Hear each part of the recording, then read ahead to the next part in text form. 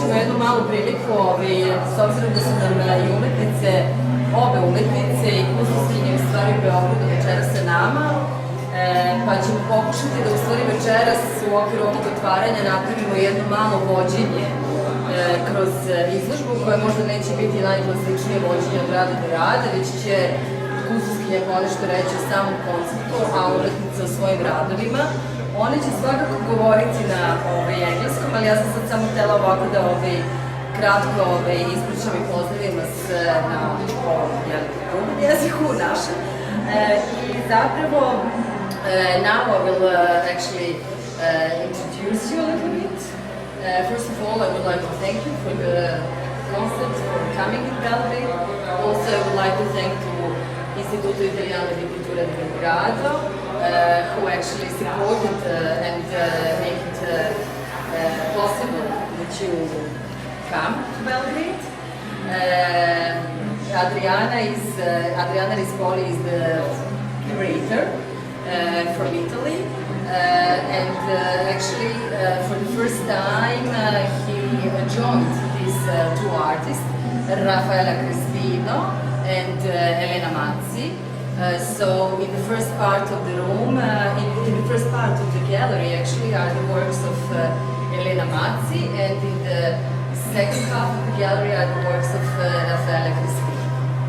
Maybe I will right away give the word to Adriana Rispoli to give us a little bit, to tell us a little bit about the concept of the exhibition, and then maybe the artist could tell a little bit more about the works that you had also today. Thank you, Zorana. Thank you all to be here, and it's a very big pleasure for us to be here. And we were been working on this project for almost 1 year, and the topic is something that we all share, me and the two artists, regarding to crucial matter of today life, which are on one side climate change and all the toxics that comes from this on our daily life, and the feminine side, gender problem. This apparently different topic really move together in our position, and actually in the position of all intellectuals today. So you will see in the detail of these works, which as Zorana said is split, the space is split between the two artists, their approach to the importance of nature and the total empathy which is together with nature and culture. So we do believe that there is not anymore any kind of contrast of nature and culture. This is evident in this room from the work of Elena, by the way, from these two works, which actually are also related to her biography, but she will go deeper in this. So let's say that the work are from one side related to the importance of nature in our life, and in a geopolitical manner to the work upcoming called Silk Road, which is a real new route that is going to be built soon between China and Iceland to overcome the Europe, to reach Europe through the Nordic area, and all the possible and sure problem that this will determine.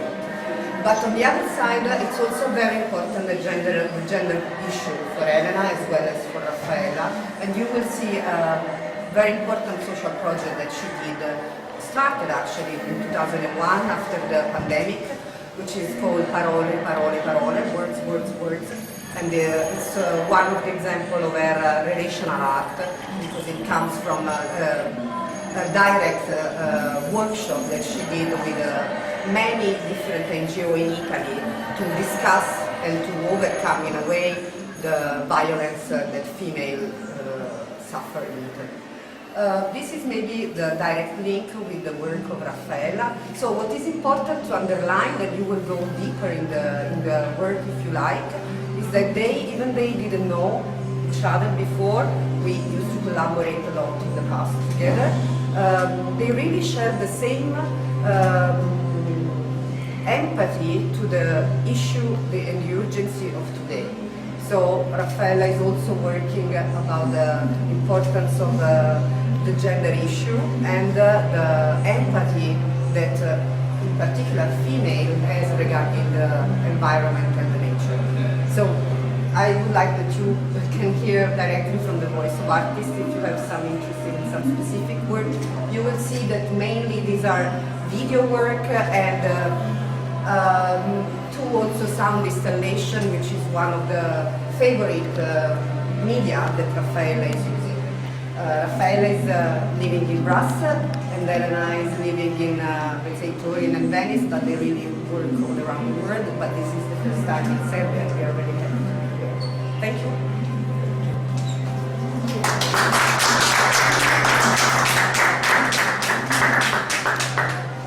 You can say a few words. So, yes, I'm Elena. Maybe I just say little things, but if you have more questions that you can just come towards me and ask. I know there are some curiosity regarding objects or places, so I'm happy to just answer you.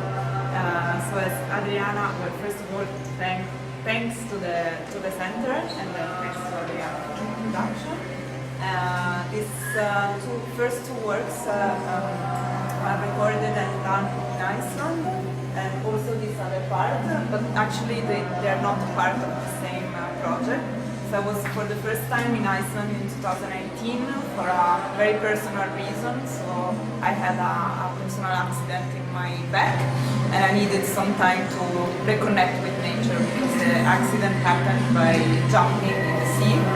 So I needed time to reconnect with the water and also to understand my relation with nature that changed suddenly in 2017. So I went to Iceland, I did a residency on a village, on a fjord, and I discovered new possibilities towards my work, and I just started by chance to collect vertebrae because the accident happened in my spine, so vertebrae of cetacean, so of creatures that are in between water and air, so they can breathe inside the water and outside the water. So, and breathing was an important part of my rehabilitation.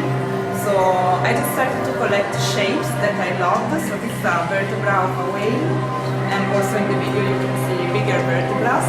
And this was a first sketch for myself, and then I came back to Iceland after 2 years, and I did this project in a swimming pool. That was really important for me because it was built in the 20s by a person who wanted to give the possibility to his community to learn how to swim. So in my work there's always this connection with communities and with people to make a change in life. And then I'm not saying I want to save the world, but I'm going toward a utopian direction, let's say. So I always try to get a positive turn starting from a bad moment that can be a crisis or a moment of distress, let's say. And then here we are still in Iceland, 2021, and it's a project related to geopolitical conditions. So as Adriana was saying, this upcoming polar Silk Road, so this route that Chinese proposed to connect Europe for commercial purposes by crossing the Arctic. So the Arctic is melting, and this will open possibility to pass by instead of passing by the Suez Canal. So in a way this will avoid a lot of complications with the Middle East. So it's strategic, but also it's very sellable from a green perspective, because you can say you will save 1 week of traveling, so you will save CO2 emissions, blah blah blah, but at the same time you are melting the ice, and then at the same time you are creating new geopolitical conditions where we are talking about a land that is not properly a land. So actually nations are never reclaimed ice because it's not really possible to define it geographically speaking. So what is the Arctic is difficult to say, so I made this tapestry that it's a map, but it's also not really a map. And then there's this video that it's a mockumentary, so it's in between reality and fiction.